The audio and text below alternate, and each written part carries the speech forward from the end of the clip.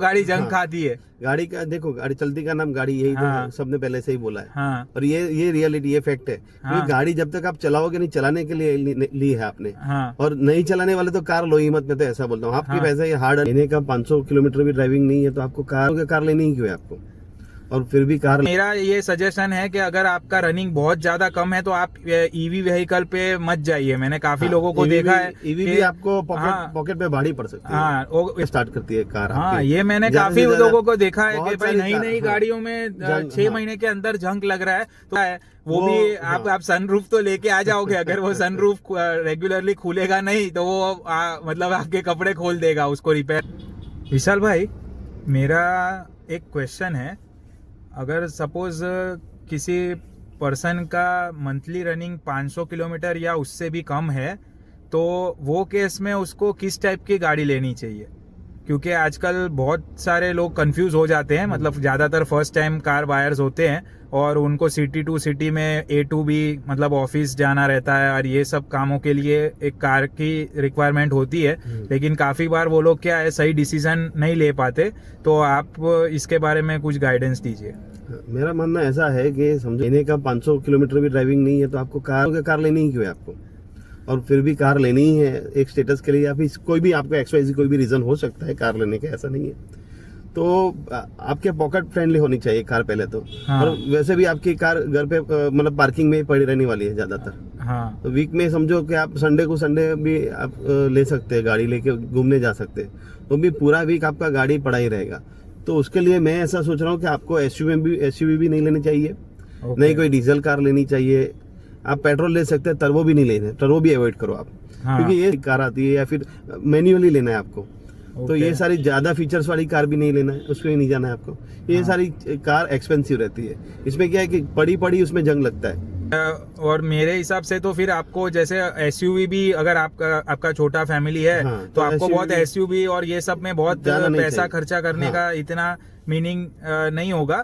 और खास करके मेरा ये सजेशन है कि अगर आपका रनिंग बहुत ज्यादा कम है तो आप ईवी व्हीकल पे मत जाइए। मैंने काफी लोगों को देखा है। ईवी भी आपको पॉकेट पे भारी पड़ सकती है। हाँ, वो रीजन ये है कि भाई ईवी कार भी जितना ज्यादा यूज होगी उस हिसाब से उसका बैटरी भी सही तरीके से रहेगा। और ऐसे भी आजकल जो कॉस्ट ईवीज है वो इतनी ज्यादा डेवलप कार्स है नहीं। तो ये चीज का ध्यान रखिए। और काफी सारे लोग तो क्या है, EMI पे कार लेके भी बहुत टॉप मॉडल उठा के उनका रनिंग भी नहीं होता, लेकिन ले लेने के बाद वो लोग काफी पछताते हैं। तो वो चीज का अपना ध्यान रखना चाहिए। कार अगर सपोज यूज नहीं होती है तो उसके अंदर क्या क्या टाइप के प्रॉब्लम्स फेस करने पड़ते? तो दिक्कत आपकी वैसे ही, जो टायर आपके होते हैं गाड़ी के, अच्छा, वो गाड़ी हिली नहीं, तकरीबन 1 महीना आपको गाड़ी नहीं चली है तो गाड़ी को आप बार बार उसको स्टार्ट करते रहे। वीकली 1-2 बार तो आपको स्टार्ट करना है गाड़ी को। फिर थोड़ा छोटा भी राउंड आपको मारना ही है उसमें, क्योंकि आजकल पहले जितना इतना अच्छा मटेरियल नहीं आता है।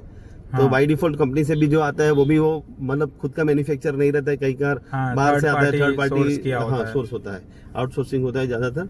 तो उस हिसाब से कोई गारंटी नहीं रहती है, वारंटी नहीं। फिर वो जंग पकड़ने का स्टार्ट करती है कार। हाँ, ये मैंने काफी लोगों को देखा है कि भाई नई गाड़ियों में 6 महीने के अंदर जंग लग रहा है। तो उसका एक रीजन ये भी हो सकता है कि वो गाड़ी का इतना यूज ही नहीं है और पड़े तो गाड़ी जंग खाती है। गाड़ी का देखो, गाड़ी चलती का नाम गाड़ी, यही तो सबने पहले से ही बोला है। और ये रियलिटी, ये फैक्ट है। क्योंकि गाड़ी जब तक आप चलाओगे नहीं, चलाने के लिए ली है आपने। और नहीं चलाने वाले तो कार लो ही मत। मैं तो ऐसा बोलता हूँ, आपकी पैसा ये हार्ड अर्न मनी मत बिगाड़ो वहाँ पे। उससे अच्छा आप मतलब 2 व्हीलर तो होते ही है सबके पास, 2 व्हीलर पे चले जाओ। या तो फिर वो पब्लिक ट्रांसपोर्टेशन का यूज करो, ओला उबर तो अवेलेबल है ही आज के टाइम। और आजकल तो सेल्फ ड्राइविंग कार्स के भी ऑप्शन मेट्रोस में तो काफी सारे रहते हैं, तो आप वो भी कंसिडर कर सकते हो। तो इन समरी मतलब मेरे हिसाब से डीजल कार अवॉइड करनी चाहिए। डीजल कार जो मैंने पहले बोला, डीजल कार एसयूवी अवॉइड करो, आप ऑटोमेटिक अवॉइड करो। बहुत ज्यादा हैवी लोडेड टॉप मॉडल्स को, क्योंकि उसके अंदर जो इलेक्ट्रॉनिक्स रहता है वो भी आप सनरूफ तो लेके आ जाओगे। अगर वो सनरूफ रेगुलरली खुलेगा नहीं तो वो मतलब आपके कपड़े खोल देगा उसको रिपेयर कॉस्ट के अंदर। दूसरी चीज है कि आप ऐसा सोच रहे हो कि भाई मैं पहली बार कार लेने जा रहा हूँ तो क्यों ना सेकंड हैंड ले लो और थोड़ा कम बजट वाली छोटी कार ले लो, ऐसा सोच रहे हो। तो वो और दिक्कत करेगी आपको, क्योंकि ऑलरेडी वो आपकी सेकंड हैंड कार है। तो उसमें भी आपको बहुत सारे खर्चा बाद में करना पड़ेगा। तो उससे अच्छा कि वो अवॉइड करें आप।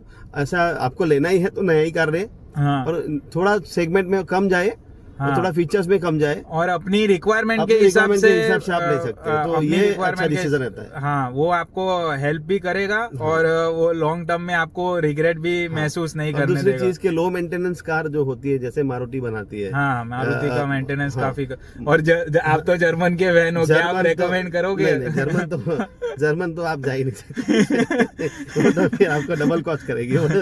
हाँ, तो ये सब चीजें थोड़ा ध्यान में रख के डिसीजन ले। और एक बहुत बड़ा मीथ है कि भाई गाड़ी अगर कम चलेगी तो उसका मेंटेनेंस कम होगा, जबकि इसका रिवर्स ही होने वाला है। गाड़ी का तो अगर जिस दिन आपने परचेज की तो उसका फिक्स मेंटेनेंस कॉस्ट तो होने ही वाला है, और अगर आपको उसको यूज नहीं करोगे तो उसका मेंटेनेंस डबल ही आएगा, कम तो नहीं आएगा। दूसरा क्या है कि छोटी कार के सेगमेंट में आपको मैं मतलब एसयूवी भी, मिड साइज एसयूवी बोल सकते हैं, निसान की वो मैग्नाइट पे आप अभी जा सकते हैं। हाँ, ये अच्छा 5 स्टार और वो आपकी कीमत में भी ज्यादा पॉकेट फ्रेंडली है, मतलब उतना वो नहीं लोड नहीं करेगी आपको। ओके, और आपको अगर कोई क्वेश्चंस हो तो आप कमेंट में पूछ सकते हैं। See you in the next video. Thank you.